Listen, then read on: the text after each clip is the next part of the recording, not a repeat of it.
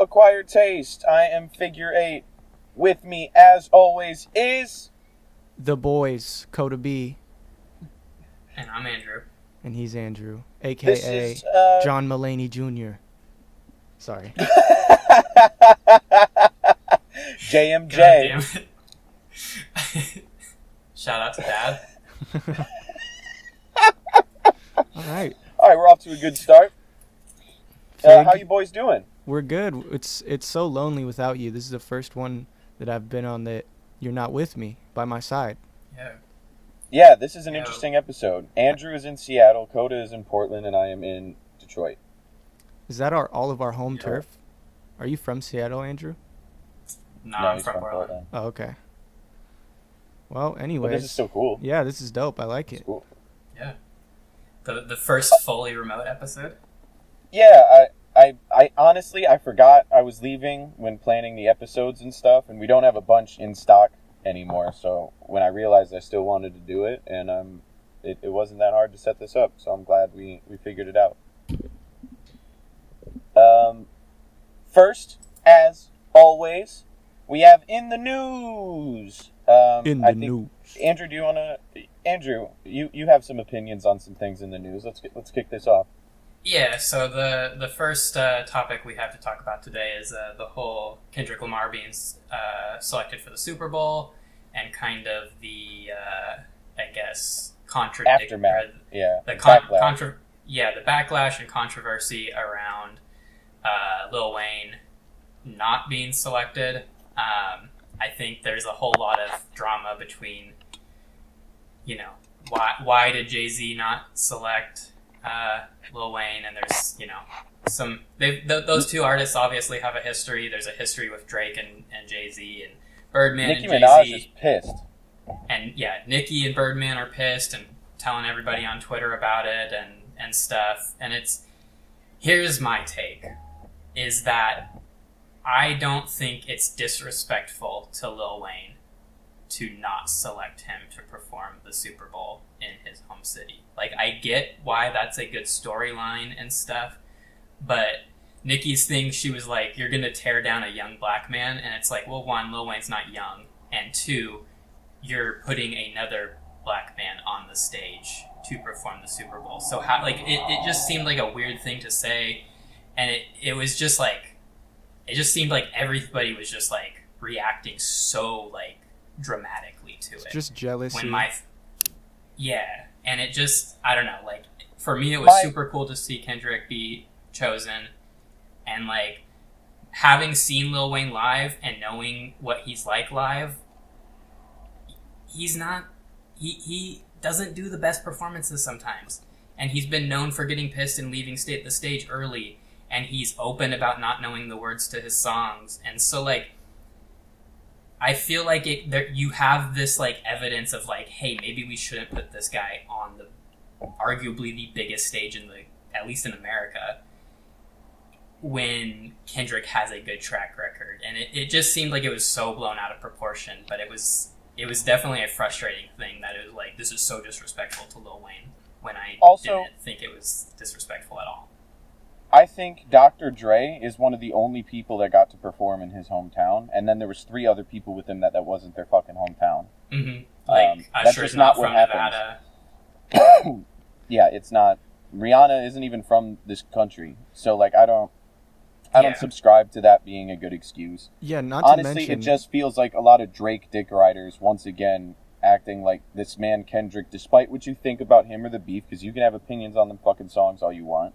That it's unequivocal. You can't compare the two, like, in this level. Wayne might be a better rapper.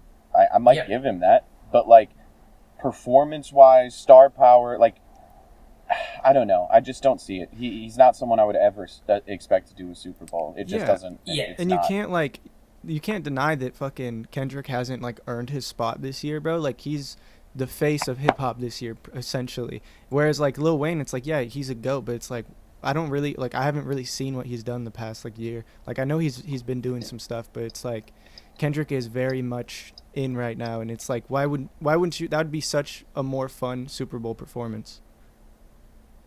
Yeah, and like I said, I've seen Lil Wayne live, and like I'll add the caveat that it was he was opening for Blink-182, but they were coming to Portland, and I was like, well, I'm not going to miss the opportunity to go see that show. And so, like, it was fine, but, like, even, like, 2 stops before on that tour, he stopped performing on stage and went on a rant and left and then claimed he wasn't going to continue the tour. So it's like,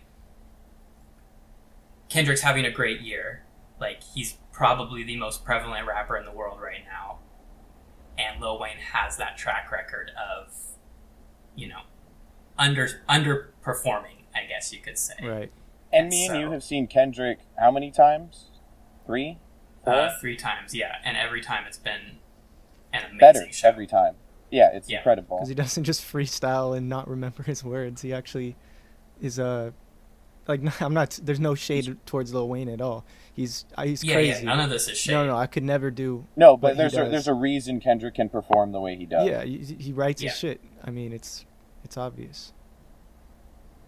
All right, P Daddy, the Diddler, Puff did, Brother Love. Did he do it? Yes, he did. Has been arrested officially. Way too much with baby oil. Oh my God, that was 1,000 crazy. crates of baby oil with AK-47s with scratched off shit, and he has fought to be released on bail, and the judge will not grant it to him. We covered Diddy when the controversy first broke on maybe episode 1 or 2. But it is for sure escalated. I don't think we want to spend a ton of time talking about sex crimes and all this stuff, but obviously it's in the news nonstop. Every time I open up Instagram, it's something else insane from this.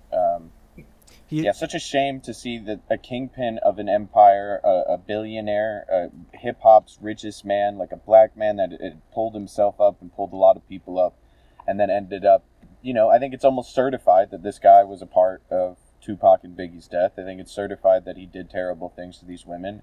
It's a travesty, a travesty and a tragedy put together. That Cassidy cannot get any justice due to the statute of limitations, even though we can all watch that fucking video of him.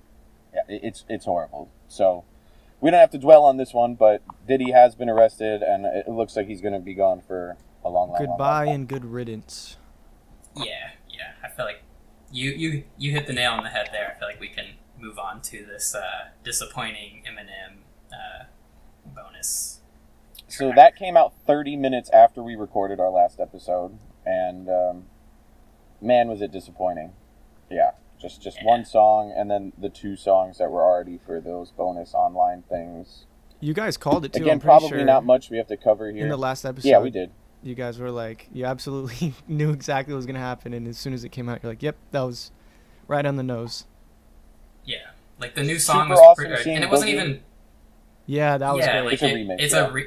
It's a remix, so it's not even like a new song. But that was fine. It was cool.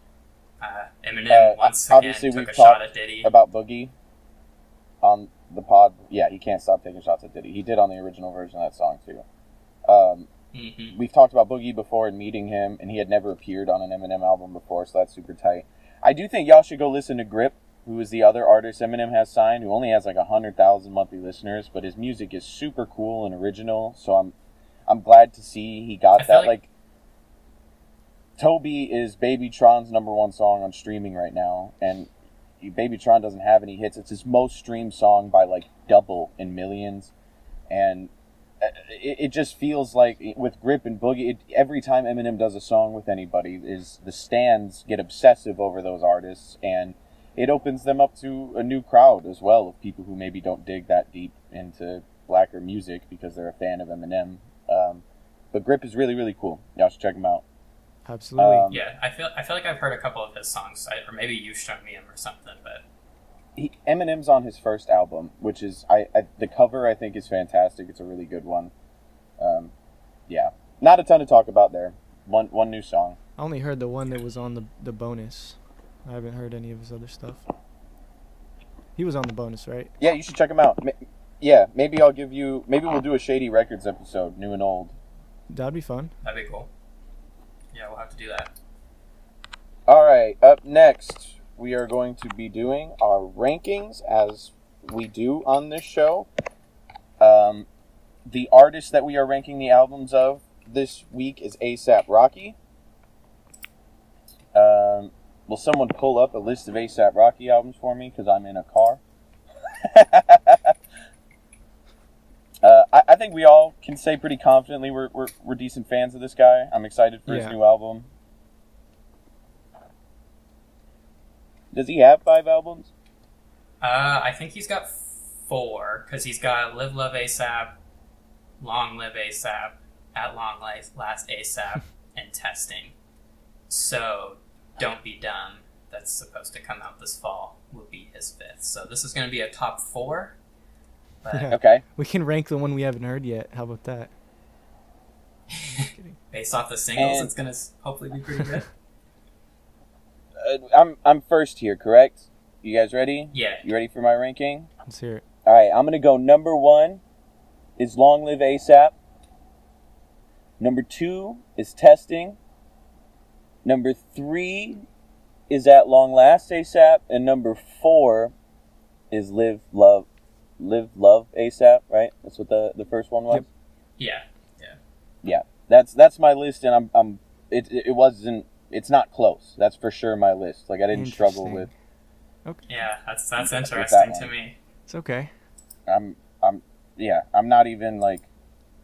I looked him up earlier and was like, oh, this is easy. Like, I wasn't debating in my head like I have with previous ones. I'm This is very, very. I love Rocky, so like I've listened to these albums a lot, and I know which ones I've gone back to the most. I know the Testing spot was maybe a little controversial, but I actually really liked it. I like Testing too. I think people kind of sleep on that album for sure. Alright, I'll go ahead and run here. For me, it's going to be At Long Last A$AP at number 1. That's easily my favorite. Then I'm going to say Long Live A$AP. Then probably Live Love A$AP, followed up by Testing. And I obviously did just say it's a slept-on album, but I do think it's probably my least favorite in his discography. all right, Andrew. We have the same Yeah. exact list. Yep, I don't yep, have yep. to say anything. Really? Yeah, I was gonna say, At Long Last A$AP is one of my like top 10 albums. I think, in my opinion. So good. And that's the one I meant to give Fig, but he ended up listening to Live Love A$AP, or Long Live A$AP, I think. No, I listened to Live Love A$AP. Okay, yeah. yeah. His album names are. He needs to figure that out. Hey, he is now. Don't be dumb. Yes, I yeah, know. don't be dumb. Don't be dumb now. Come on. All right. Yeah. I mean, me and Andrew, spot on.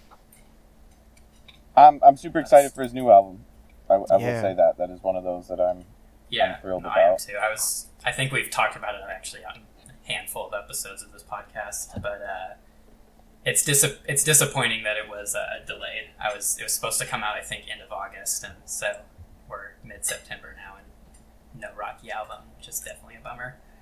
I will also add, before we move on to our next segment, that before we started this podcast, I think we said that we were going to try to agree on our rankings and easily or very quickly scrapped that. And I think this is with me and Coda having the same ranking. I think that's the first time we've unanimously, well, I guess not unanimously, but we've had an agreement. Yeah. An on the exact same. rankings.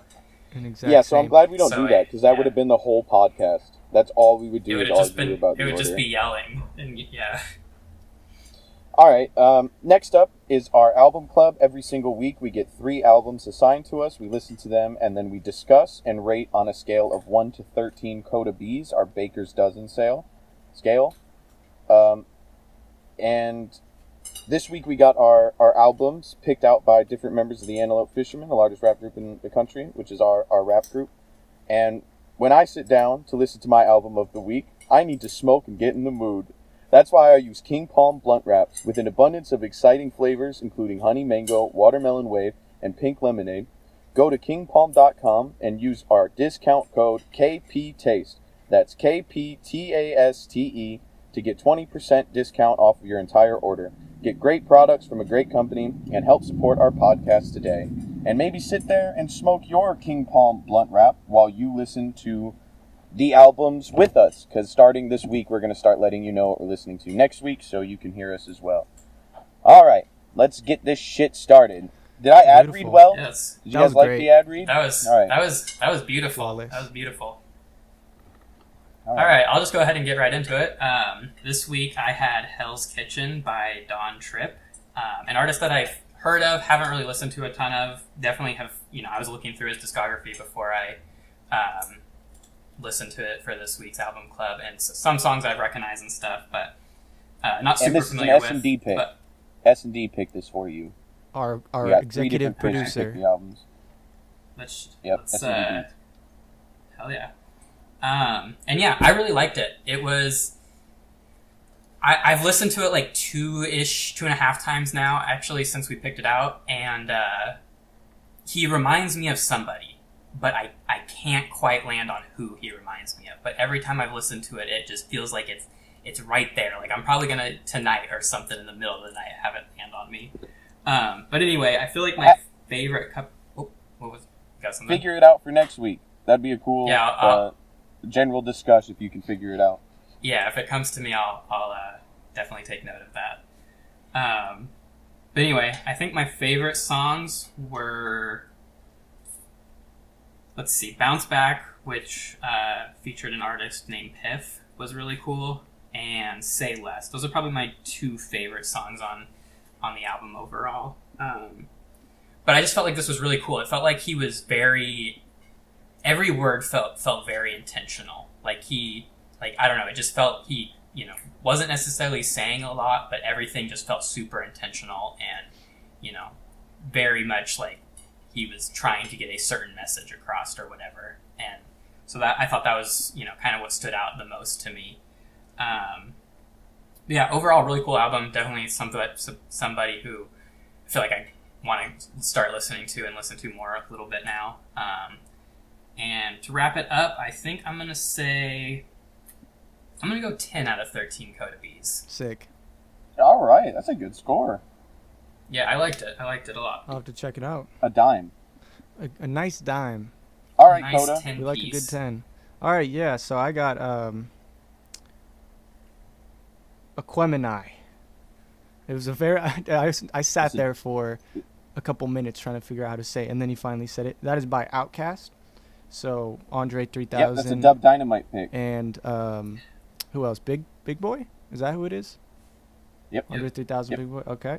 Then that is coming from Dub. One of the main guys in our group, rapper, Dub Dynamite. Go check him out. And this is by far the best album I've listened to on this podcast. I had an amazing time listening to it. Sat down, smoked my KP blunt wraps and King Palm, shout out, and sat down, listened to it. No, it was great. Very I love the kind of funk and like jazz elements of the production.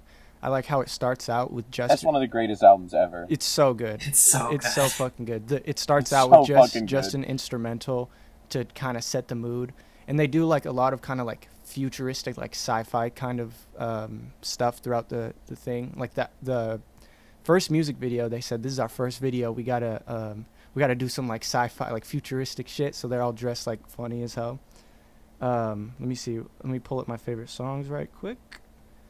Is this your first time you heard it? This album, yes. Obviously, I know Outkast. Fucking. This is my favorite Outkast album. That's awesome. I wish I could hear Aquemini for the first time again. Yes. I love that you got this. Yeah, my favorite songs actually went in order, which was cool. I like when I like 3 or 4 songs back to back, and that was Slump was a great one. And then that leads into West Savannah, another banger.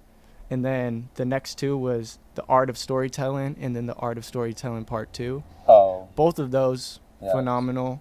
I have nothing to say negative about this album. It was just a great listen. I guess the only thing would be some of the songs are like 8 minutes and there's about 30 seconds of silence in some of them. But that doesn't take away from how good the album is. This might be my highest ranking. I think I'm going to give it a 12.5 out of 13 Coda Bs. It would be a 13 if it didn't have the spaces, like the long listens where there's nothing playing. But other than that, it's a perfect album. Yeah, Wow. like I said, this is one of my favorite albums too. I think that's about the score I'd probably give it also.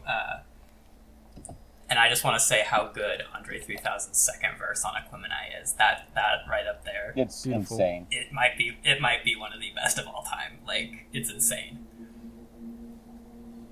All right, I got DiCaprio 2 from Jitty Jid, the kid, JID. This is a Tag Smith pick. Thank you to the Antelope Fisherman for picking out our albums this Shout week. out. Yeah, JID, I've listened to him here and there. I don't think I've ever listened to a full album. I'm definitely a huge fan. Really like everything that ends up in my playlist or features I've heard on other shit. This album was really good. When JID first came out, I thought he was Kendrick Lamar. Like when I heard him on a song, I just thought it was He Kendrick. does that kind of high pitched stuff. Then, he does. I feel like I've the rapping's precise. Yeah, I feel like I've described JID as some combination of Kendrick, Lil Wayne, and Anderson .Paak. Yeah, absolutely. There's, I like- was gonna say Anderson .Paak, and the Lil Wayne helped the jambalaya as well. Yeah, he's got little traits that I pick up on of all three of those artists. So this felt very much so to me like Good Kid, Mad City. The skits of the just talking, voicemail type things, the unified kind of themes. It had very much so. I felt an inspiration from that, and to be honest, that's the only parts I didn't like about the album. It just didn't feel like it needed the theatrics. It was just like intense rapping. It didn't have a cohesive story like Good Kid, Mad City. I'm not saying it was bad necessarily, but it did take me out of the listening experience because it was so intense when the songs were playing, and then I got pulled back too much.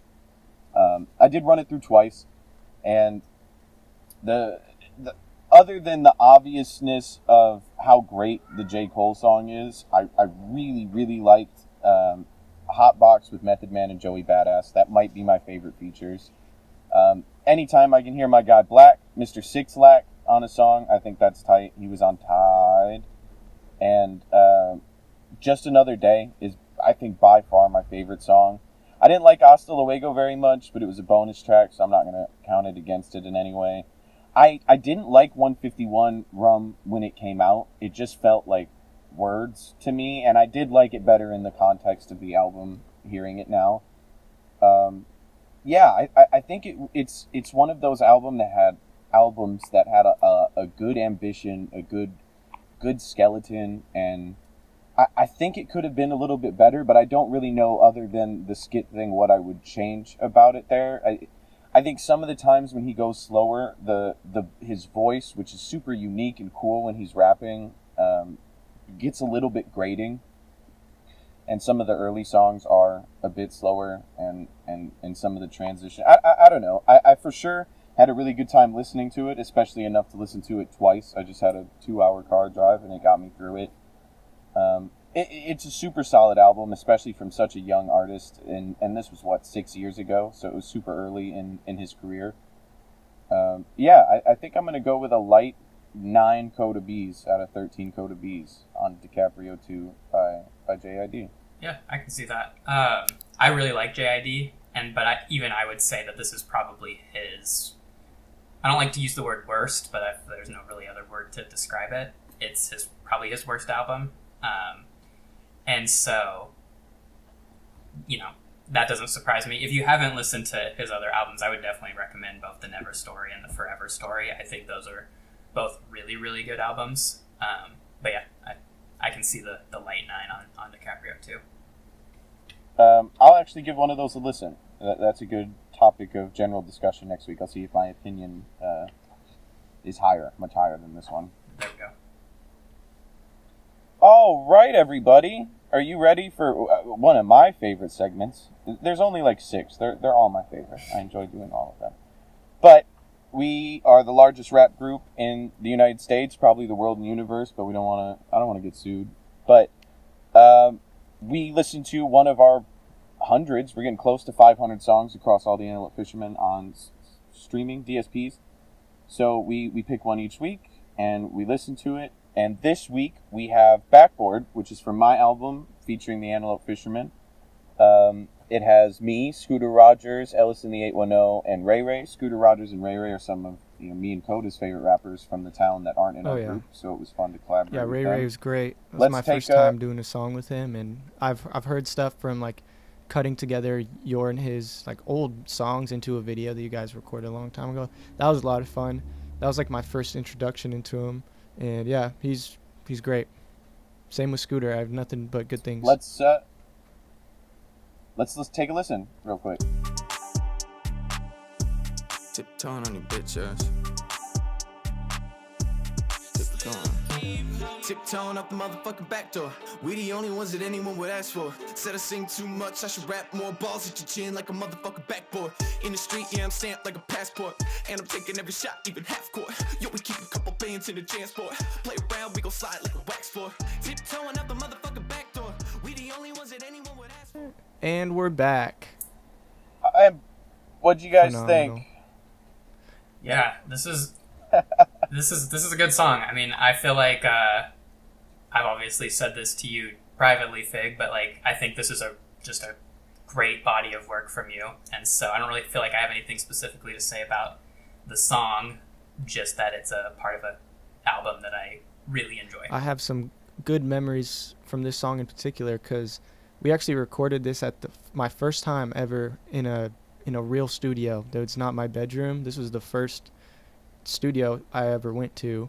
It is now closed down, but it was a good time. We had a lot of good memories there, and I was very happy when Fig asked me to get on this song. And then I wasn't there for the session when Scooter and everyone else recorded, but me and Fig just went back to back, or he had already recorded his part, and then I laid down mine. I was kind of nervous because I was like, shit, this is a good ass song, I gotta actually come with it. Yeah, we were at Hinterland, which is attached to the Wonder Ballroom in Northeast Portland. And I think I was doing sessions every single week working on my album, and I had done the hook and my verse on this. And then I had Coda come in and follow up his verse. And then I had Scooter come in a couple weeks later to do his verse. And then we got Ray Ray's vocals sent to us. So it's kind of pieced together, but most of it was recorded in the same studio.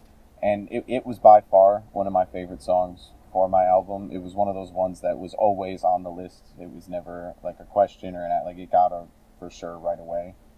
And it's probably the most successful non-single song for my album as far as streaming is concerned. And me and Coda have a version that we made that's just me and him that we really like performing. I got nothing but fond memories and pride for Backboard. I think it's a super good example of what the Fish can do. I think it's a super good example of us collaborating with people not in the group, which we honestly don't do too often. And I don't 13 out of 13 Coda Beats. Beautiful. There we go. 14 out of 13. Okay. We broke the scale. Broken. Do we have any general discussion, boys? Anything we want to generally discuss? See. Generally. Let's see. Generally. Let's see. What do we got? What do we got in the works? I'm working on a new album. Obviously, we've peppered hints of it, but we're working on this movie. I assume that's not going to come out until middle of next year, so I'm not trying to talk about it too much. But me and Jan Slam, another member of the Fish, and Dub Dynamite all have albums that are pretty close to being done. So those will be coming out hopefully before the end of the year. Check out the YouTube channel where we're dropping a lot of videos pretty much every week now. So expect a new video. Yeah, music video every single Wednesday, and we're trying to do some live streams, playing video games, and obviously you can find Acquired Taste there as well. Yeah. Yeah, it's the sponsorships and brand stuff is pretty cool. We're super happy with the I think the progression of the podcast. I would say it's only gotten better and a little tighter, and it seems to be received well by our taste buds. Yeah, I got a little bone to pick with S&D. He wants to die on the hill that our fans, the taste buds, should be called the buddies, and I don't think he understands. I'm like, it doesn't make sense. We're Acquired Taste. No. Yeah, because if our podcast was called Taste Buds, then yeah, but like if you just call buddies, no one's going to No. know that it comes from Taste Bud. Yeah. It's not anywhere Makes on no our sense. stuff. So S&D, I know you're listening to this, so get that out of your fucking head right now, okay? Yeah. Yeah, you You're could a- make an argument You're a for taste bud Taste yourself. Buddies. He's probably the Yeah, he biggest is a taste taste bud. bud. He wants to make us shirts, and for Andrew, he wants to make one that says "I feel" because you say "I feel" a lot. No, it's Oh, and and stuff. stuff. Dot and stuff. He said we should get a shirt that says dot And dot stuff, dot that's what it and was. stuff, which I think is great. I love it. I probably do say a lot of shit like There's that. probably we and all stuff. do. There's definitely like from editing the podcast, I'm like, God damn. Fig would probably be He says quite a bit, and I think I just say Thanks, man. we'll taste you later. Too many times. Too many times. Are you guys interested in doing merch? Is that something we should? Yeah. I mean, we can talk about it on the Yeah, podcast yeah. because it's a little We bit could interesting. do, like, a but short is that run. something we want to discuss off? Like literally, it could just be that. Yeah, it could just. We could even just have Acquired Taste. Yeah. on Set up shirt. a Cool, Teespring with like the fish logo. and just have people so they can order it, and across the world, not just local merch. They can actually order it maybe from Teespring or something. Yeah, I think that would be cool. Would be and cool. we could get some to have at Sweet. shows. Yeah. I do think I want to make a little, those plastic things that you can put like a piece of paper in that people sit on tables. It's like a Mhm. plastic thing you slide Yeah, the paper yeah, in I so know it what you're sits talking Oh upright. yeah. I want to get one with a QR code to the tree link of the podcast, just because it's like one of those things where someone liked us, but not necessarily our music at a show. That feels like a cool way to potentially still gain a fan. We get a lot of people that walk up to our merch table, and not everybody walks away with something, but that would be free, Yeah. something they Yeah. can look at and Yeah, for and, sure. and Fig, know I just that we want to do. say, because your phone is behind the steering wheel for the audio listeners, so it just looks like you're blindfolded, or you're in one of those movies where like they have to redact it and like just cover your eyes so they don't know who it is. It's good. I just noticed that. He's in witness protection. Hell yeah, dude. No face, I think no we face. bodied this episode. This is a short episode. Yeah, I think Yeah. That's what happens when we're Yeah, we're organized. That's fluent. awesome. Look at that. It's efficient. Right on. efficiency. Oh, efficient. The Swiggle episode came out today. That's the last thing I want to talk about. Did you get any listening on that? Coda, you edited it. So Yeah, you no, heard it. I thought it came out good. It was a little like, when you're entering, we're not entering him, we're interviewing him, and it's, When you enter Swiggle yeah, Mandela, it's different because we've never done that on the pod before, but I think in the future we're going to get better and be more prepared, but I think it was a really good first run. I really think it would be cool if once a month we find a local artist or even a non-local artist that would be willing to come and talk to us if they have 3 or more projects out on streaming that we could. Yeah. I like interviews. I think podcasts with interviews are interesting, and I think it's one of the easiest ways to acquire new listeners organically because the artists that we interview will share it, and that's a lot of people. Yeah, that's exactly what probably I was going to have never say. heard of us. It helps us both because they're going to, share the podcast to their audience, and then we're also, showing off their music to our audience. And for those who don't love that we're an audio-only podcast, we will be releasing a video of the Swiggle interview portion of our last episode, and I think that would be cool to do going forward too. For any time we do an interview, we can separate the video part of it and have that for people who aren't interested in a 45-minute podcast, which is fine. You can go watch our interviews, and that still supports us. Yeah, fuck it. It's extra content. For sure. And that's episode 11, everybody. Yeah. Round of We did it. applause. 10 more episodes, and we're in the top 1% of podcasters. Dude, we're getting Amazing. close. Right on our way. We got this. It's flying by. All right. Love you, boys. Love you. You know what to do. Fig signing out from the D. Are we not going to talk Coda about? signing out from are the we not P. going to talk about Oh! what albums we're doing next week? Oh, no, we're definitely going to do that. This is our first time doing it, Andrew. We did good for everything People but just that. tuned out. Next week, if you want to listen along with us, this is the last thing we do anyway. Yeah. This would be the last thing we do. Next week, if you want to listen along with us, Andrew is going to be listening to Certified Hitmaker by Lil Mosey. Coda B is going to be listening to Limbo by Amine. And Figure 8 Me is going to be listening to Megatron 2 by Babytron. We have an artist from Seattle, Portland, and Detroit which is where we are right now, and I think that'll be a cool little theme for next week. I'm excited. All right. Taste you later. Taste you later, buds. taste Well, you buds. guys said that at the exact same time. That was tight. I wish I would have said it now. Damn. Perfect. What's the one thing Andrew says at the end of some episodes? Nailed it. There it is. Perfect Nailed it. episode. Nailed it. Dakota doesn't have pinkies. I may or may not have thrown a